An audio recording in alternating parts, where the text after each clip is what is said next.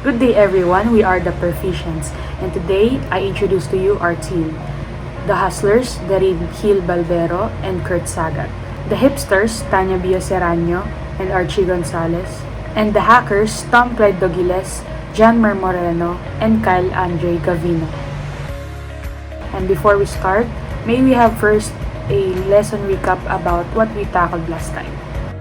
So we tackled about the lean production, the 8 ways, the lean toolbox, the Six Sigma, the birth of Lean Six Sigma, and its benefits.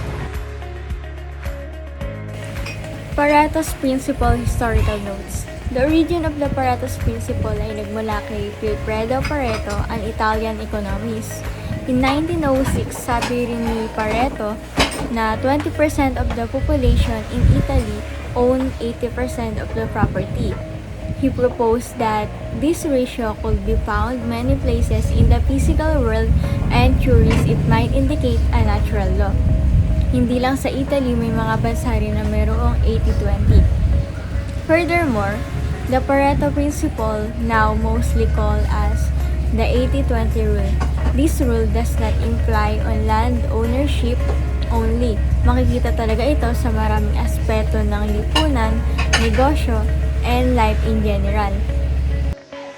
Okay, so moving on, we have the 80-20 rule. So, the 80-20 rule is also known as the Pareto's Principle. It is a common principle in business and economics that states roughly 80% of the effects comes from 20% of causes.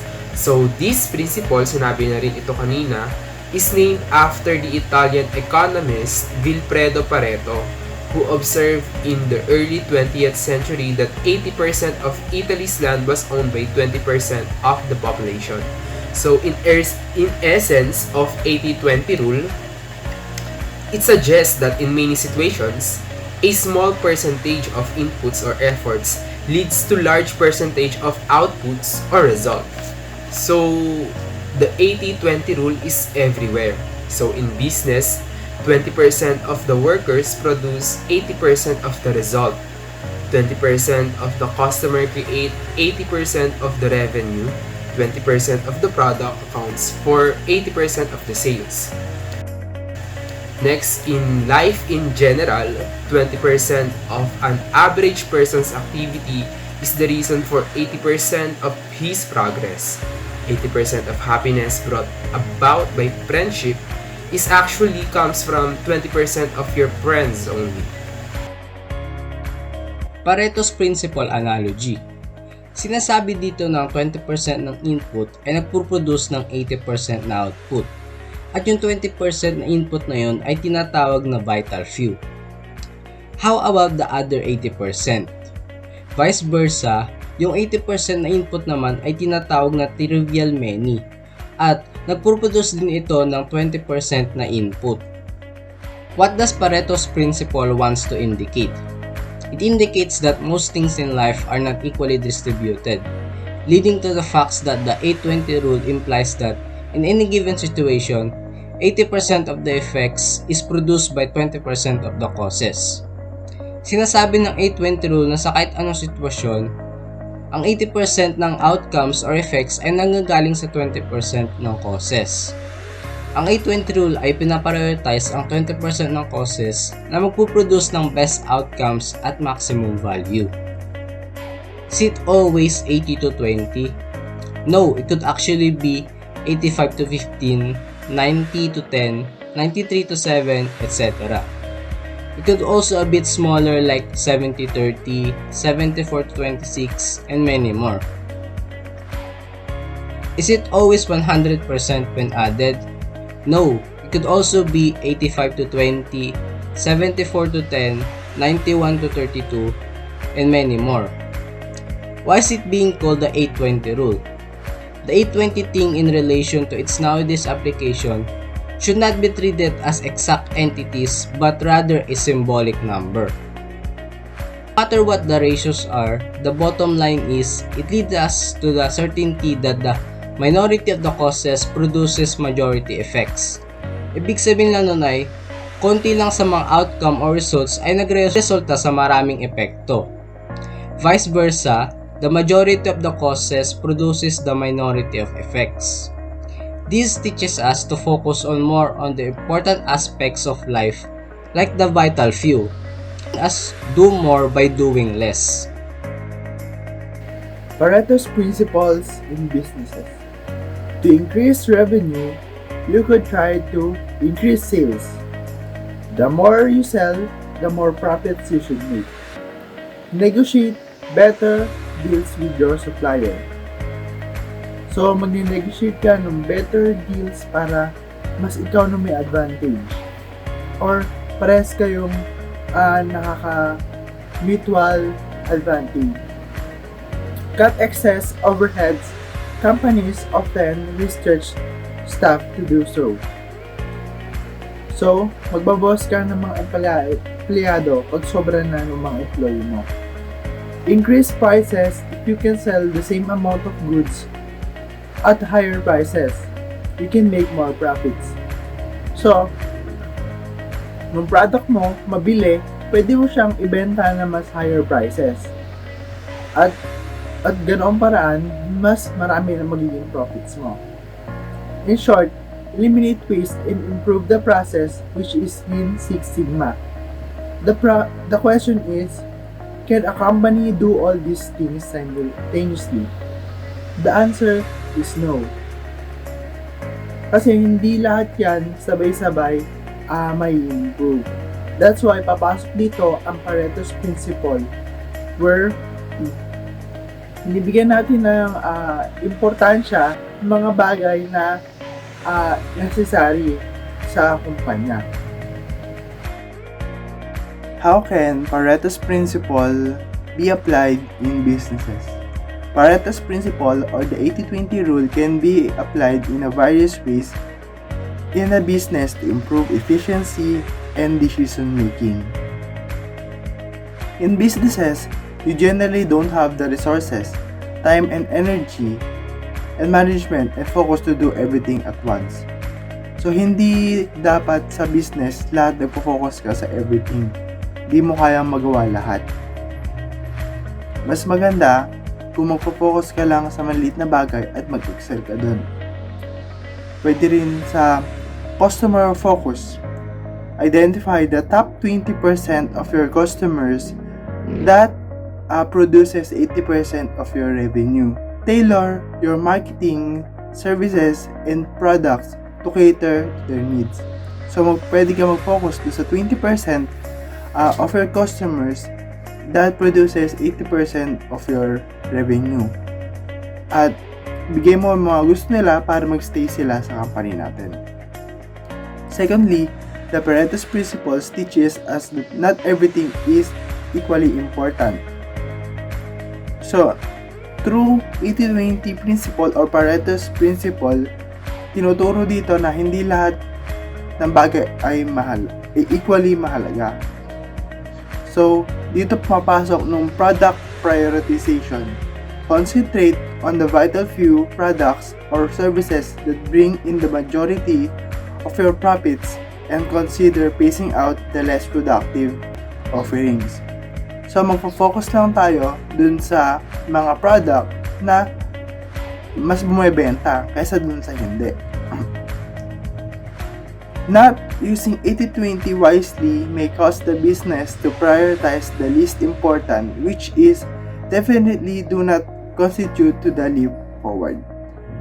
So, not using the 80-20 wisely, hindi natin ito ginamit na maayos, hindi natin mapaprioritize sa mga bagay na dapat i-prioritize.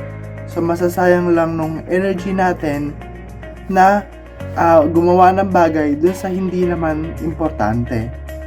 So, mas maganda kung i-prioritize natin ng mga necessary things na gawin para mag-leap forward ng business natin. So ngayon, let's discuss about the Pareto's chart. Pwede natin gamitin yung Excel software para mas lalo natin ma-visualize at para mas makuha natin yung accurate data. So ayan. As you can see here, ito po yung item type at saka po yung number of sales. So before we proceed, dapat po yung item type is naka-alphabetical order. Ganun din po sa number of sales, dapat i-sort natin siya from highest to smallest. So to do that, you have to select an item and then sort from largest to smallest. Ayan. So, sort mo lang ulit siya. So, next is to get the sum of this number of sales. So, total. And then, click mo lang tong katabi na cell or yung nasa baba nitong last na number of sales. And then, auto sum lang. And then, enter. So, after we get the sum of the number of sales, ang next naman natin kukunin is yung CF or yung cumulative frequency. So, how do we get that? So, when we say CF or cumulative frequency, we're just going to add this number of sales in succession. We're just going to add this number of sales in succession. So, to do that, press equals and then this cell and then enter. So, yung next naman is plus this cell to this cell to get the CF. Okay, so to get that, press equals again and then select this cell and then plus this cell. So, enter lang. Ayan. So, to get the sum of everything, just drag this hanggang sa baba. Ayan. So, to check if your data is correct, dapat same yung total ng number of sales dito sa pinakang huli ng cumulative frequency. Ayan. So, after we get the cumulative frequency, ang kukunin naman natin ngayon is yung percentage of the number of sales. So, to get that, first we need to label this one as percentage. And then next, yung formula ng percentage is yung number of sales ng isang item type divided by yung total. So, to get that, the formula is press equals and then press this item divided by total. Since same lang yung ginawa nating data, so same lang din yung magiging formula. So, lagyan na natin siya ng $sign para hindi magulo yung each cell. Ayan. So, press enter and then just drag again hanggang sa dulo. And then, to get the percentage, just select all and then ayan, naka-percentage siya. So, kung gusto niyo naman siya baguhin ng 2 decimal places or 4 decimal places, just select all this data and then format cell, increase to 2 decimal places. Ayan. O pwede din namang 4 decimal places if you like. So, next up is the CP or the cumulative percent. So, to get that, para lang din siyang CF. Pero, percentage yung kinukuha nating total. So, to get that, we need to press equals and then this cell. So, press enter. Next is press equals and then this cell plus this cell. Ayan.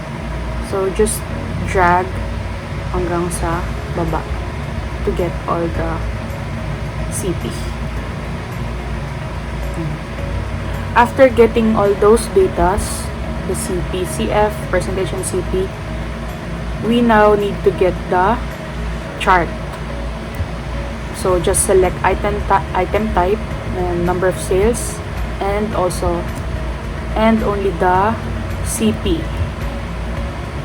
So just select that and then go to insert and then go to recommended charts, and the chart that we need is the clustered column. So just select that. Tapos so pag nakuha na natin to, just select this yellow line and then click nyo yung add element to see the data below this. So go to data labels and then below. Ayan. So after getting this, we just need to transfer it on the PowerPoint. As we can see from the chart below, it shows the number of sales for each item. In the mattress falls above 600,000. The double bed falls more than 150,000. Large planter above 100,000. The rug, floor mat, so on and so forth. In the Pareto's principle, we are trying to find the vital few, and that vital few is under the 80-20 rule. Drawing a horizontal line from the 80% to the cumulative frequency, as we can see that the line falls between the items large planter and the rug. We can conclude that the vital few is in the minority of mattress, double bed, and large planter, which produces the majority of the output. How can this principle, the Pareto's principle, be applied on our daily lives? You can use the 80-20 rule to prioritize the tasks that you will need to get during that day. What is the 80-20 rule? The 80-20 rule is completing 20% of those tasks will result into 80% of the impact you can create for that day. Here's the example. Social interaction. You are having a lot of friends. Marami kang kaibigan. And sa mga kaibigan mo na yun, binibigyan mo sila ng equal time and effort, 100%. 80% of the effort is binibigay mo sa mga kaibigan mo. Pero hindi lahat yun is talagang napapasaya ka. Sila yung andyan parati para sa'yo. Meron lang iilan doon na 5, 2 o 3 na kaibigan mo na talaga napapasaya ka. What you will do? You will be focusing on your friends na talaga napapasaya ka and minimizing the time and effort to those friends na parang di mo totoong kaibigan. What will be the result? The result is you will have time, you will save time, and found out that you could dedicate those extra time with other extra activities. In relationship, spending 3 to 4 hours. Bakit may ex? Ano bang ginagawa nila? Is parang sobrang naman na nila magkasama, tagal na nila magkasama, 3 hanggang 4 na oras. Tapos may check yung 1 to 2 hours. Sobrang parang kulang oras na yun pag magkasama kayo. Diba?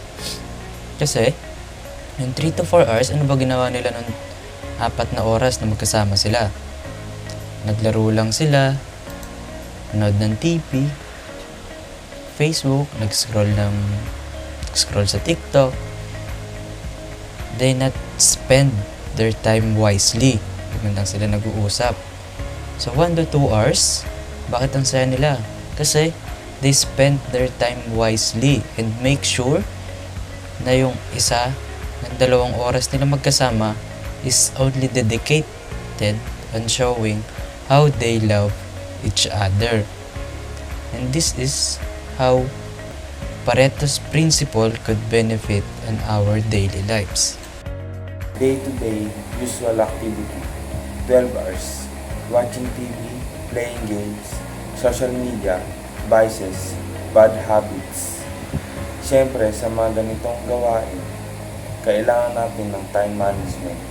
Hindi dapat buong araw ginagawa natin itong mga ito. bigyan natin ng limitasyon. Kasi di naman maganda kung magdamag na katuon lang yung oras mo sa mga bagay na di ka mag-enjoy. Kumbaga, ito parang chill time mo lang, pampawala ng stress ganun. O kaya naman, pagod. Mas maganda pa din kung mas bibigyan natin ng limitasyon na oras ang mga bagay na ating ginagawa. Dumako naman tayo sa 2 hours. Studying, family time, exercise, meditation, and time with friends. Ito naman ang pinakamalaga sa lahat ng binibigyan ng oras. Hindi naman puro mga bagay na agustuhan lang natin ang binibigyan. Siyempre, bigyan din natin ng time ang mga ito para sa sarili at para din sa pamilya. Ganun kasi, siyempre, sabihin natin kakaunting oras na yan, malaking tulong yan kung palagi at laging ginagawa. Maging consistent tayo sa mga bagay at oras, huwag natin laksayin sa mga hindi naman tama at nakakasama sa atin. A big business starts small, sabi ni Richard Branson. Tama naman, hindi ka naman magsisimula sa malaki agad. Lahat ng bagay binibigyan mo ng efforts hanggang sa lumago. Ito, mahirap man yung madami mong tatahakang landas, mga pagkakamali, pero tuloy-tuloy lang.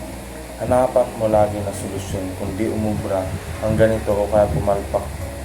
Kasi ang mas maganda o mas magaan sa pakiramdam yung makikita mo yung achievement mo papalaki. Makikita mo yung efforts mo na ganun pala yun. Hindi mo akalain na nasa hinahangad mo na pala ikaw.